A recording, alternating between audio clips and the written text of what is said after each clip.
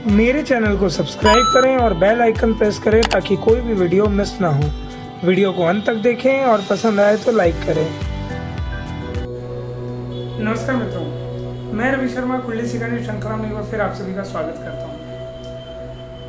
मित्रों, जैसा कि आपने टाइटल पढ़ लिया है, टाइटल से आपको पता चल गया होगा कि आज जो हम चर्चा करने वाले हैं वो है धन लक्ष्मी योग के बारे में, कि किस जातक की कुंडली में ऐसा योग हो जिससे वो धन कमाएगा ही कमाएगा, धन आएगा ही आएगा उसके पास।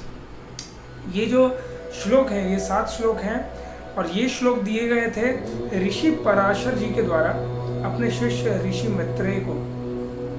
जब ऋषि पराशर अपने शिष्य ऋषि मैत्रेय को ज्योतिष शास्त्र का ज्ञान दे रहे थे तो उस समय उन्होंने अपने 37वें अध्याय में धन के बारे में बताते हुए, धन के योगों के बारे में बताते हुए 47 श्लोक कहे थे।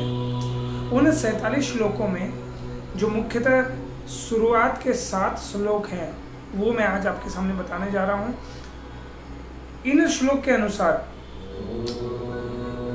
जिस जातक की कुंडली में ये योग होंगे वो धन की प्राप्ति करेगा ही करेगा और बहुत ज़्यादा धन की प्राप्ति करेगा। इसमें ऋषि पराशर अपने पहले श्लोक में कहते हैं, अथातः संप्रवक्ष्यामि धन योगम विशेषतः यस्मिन् योगे समुत्पन्ने निश्चितो धनवान भवेत्।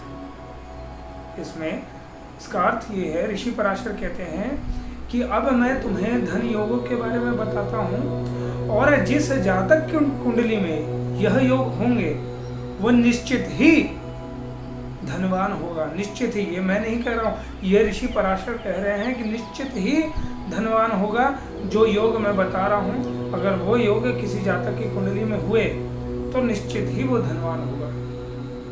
तो कौन कौन से योग हैं, चलिए देखते हैं। सबसे पहला योग है, पंचमे भृगु क्षेत्रेण तस्मिन् शुक्रेण संयुते लाभे भौमेन संयुक्ते बहुद्रव्यस्य नायका।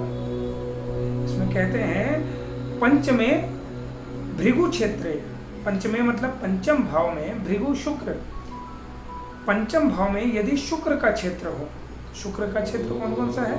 वृष राशि और तुला राशि। तो पंचमे भृगु क्षेत्र मतलब पंचम भाव में या तो वृष राशि हो या तुला राशि हो। अब शुक्र की जो भी राशि हो, चाहे वो वृष राशि हो या तुला राशि हो, सप्तम राशि कौन सी होती है? मंगल की होती है।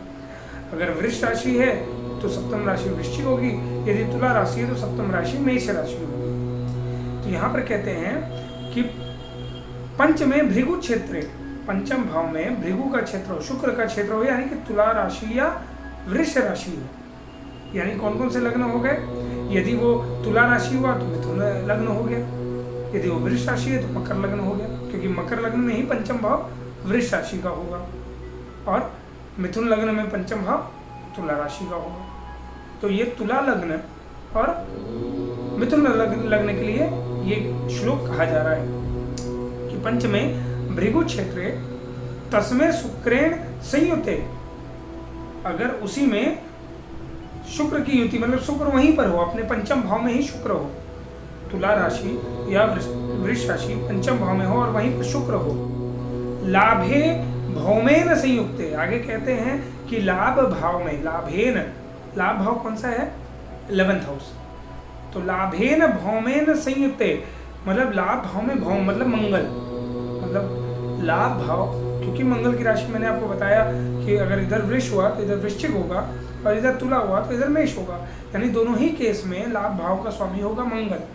तो लाभ भाव में मंगल अपनी राशि में हो, यानी पंचम भाव का स्वामी अपनी राशि में हो और मंगल भाव का, माफ कीजिएगा, एकादश भाव का स्वामी, धन भाव का स्वामी मंगल वहीं पर हो, तो बहुद्रव्यस्य, बहु शब्द का योग किया गया है, बहुत धनवान होगा, बहुद्रव्यस्य नायक। ऐसा जातक बहुत धन वाला होता है, बहुत ज्यादा धनी होता है। तो कहने का तात्पर्य ये है कि मिथुन लग्न हो आपकी या फिर मकर लग्न हो और शुक्र यदि पंचम भाव में और मंगल यदि एकादश भाव में हो तो निश्चित ही आप बहुत ही धन को प्राप्त करने वाले होंगे।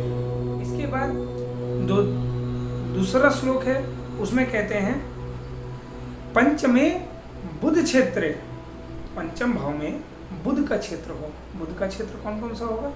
बुध की तीसरी राशि है, छठी राशि है, मतलब मिथुन राशि और कन्या राशि।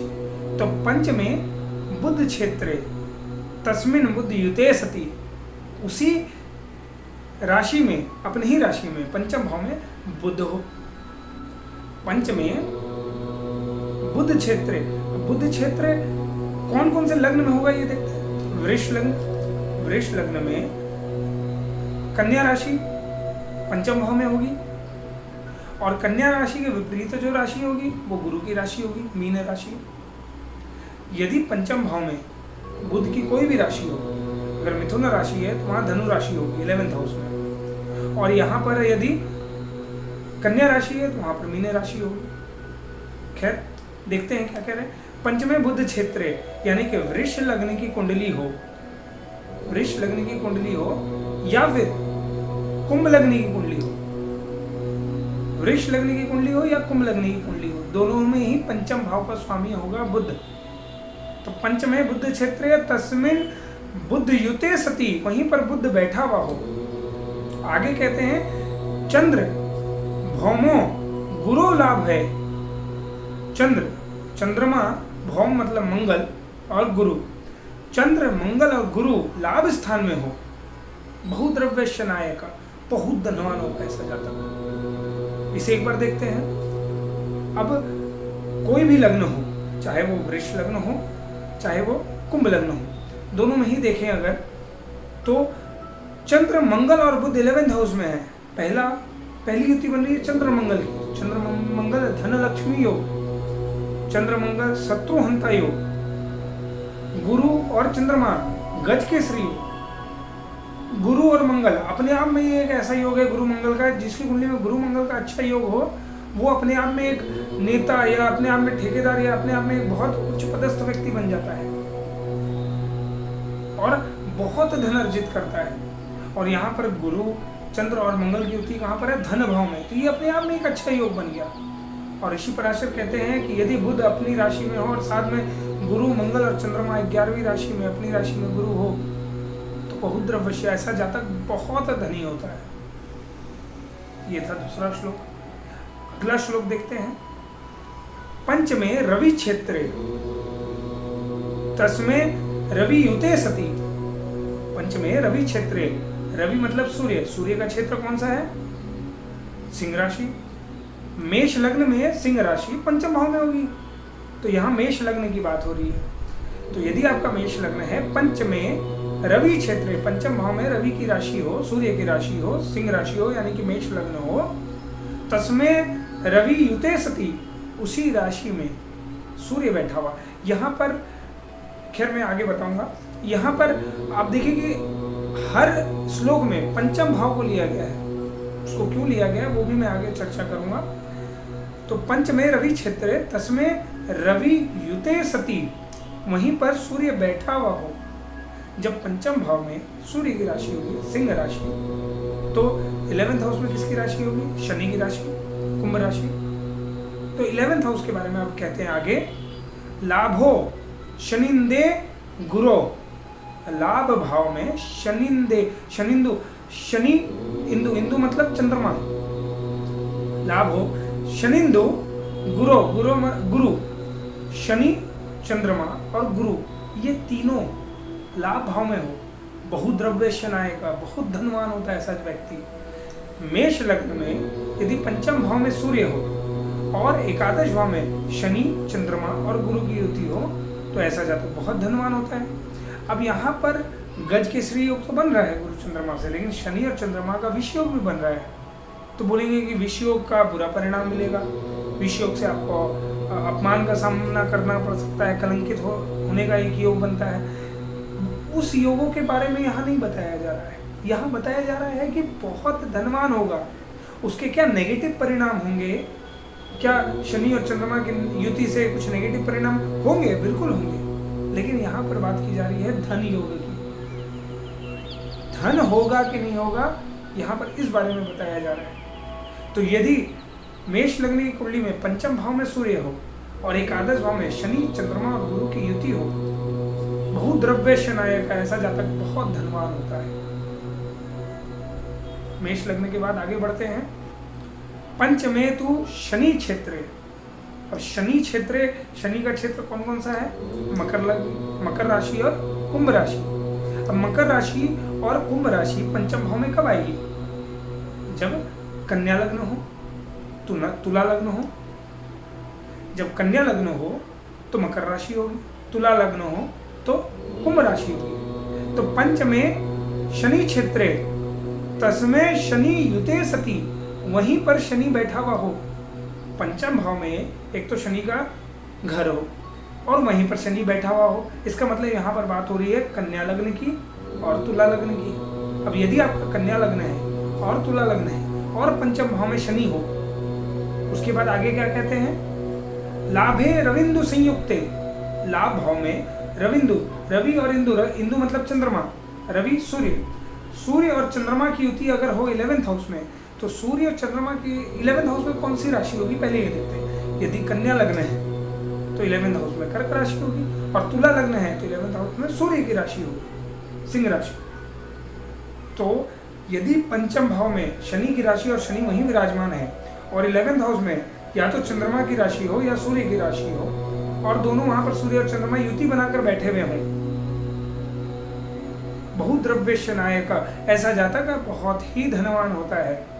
अब यहाँ पर भी कुछ लोग बोलेंगे कि यहाँ पर अमावस्या योग बन रहा है, तो अमावस्या योग से मतलब नहीं है। यहाँ पर मतलब है कि पंचम भाव का स्वामी पंचम भाव में है और 11th हाउस का स्वामी 11th हाउस में है।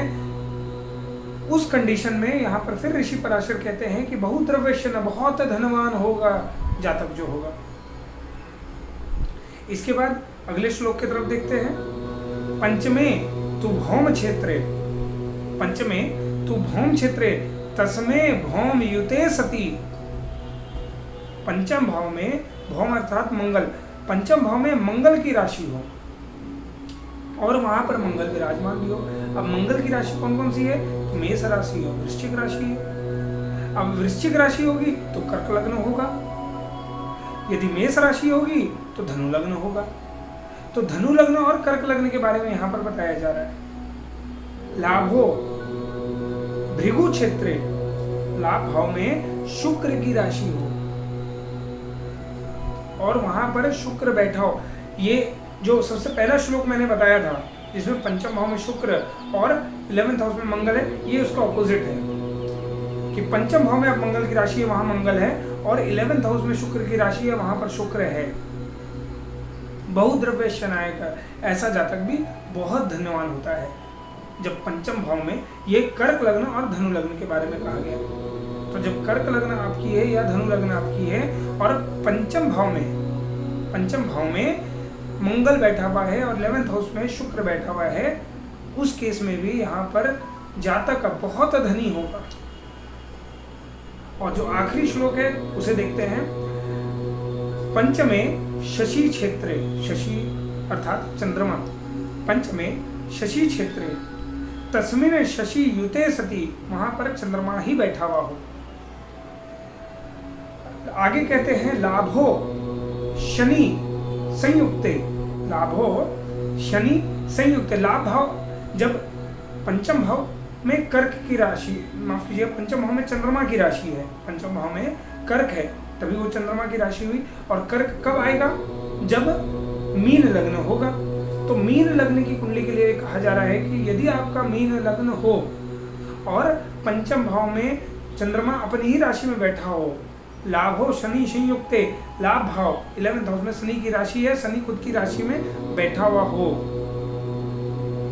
बहुद्रव्यस्य नायक ऐसा जातक भी बहुत धनी होता है।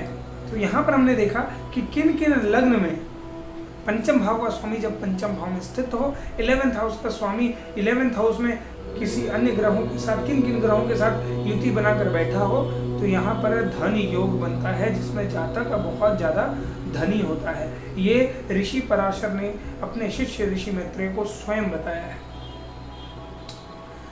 तो उम्मीद है जानकारी बहुत अच्छी लगी होगी। यदि अच्छी लगी हो तो प्लीज़ वीडियो को लाइक एंड शेयर जरूर करें, चैनल को सब्सक्राइब करें। बहुत बहुत धन्यवाद।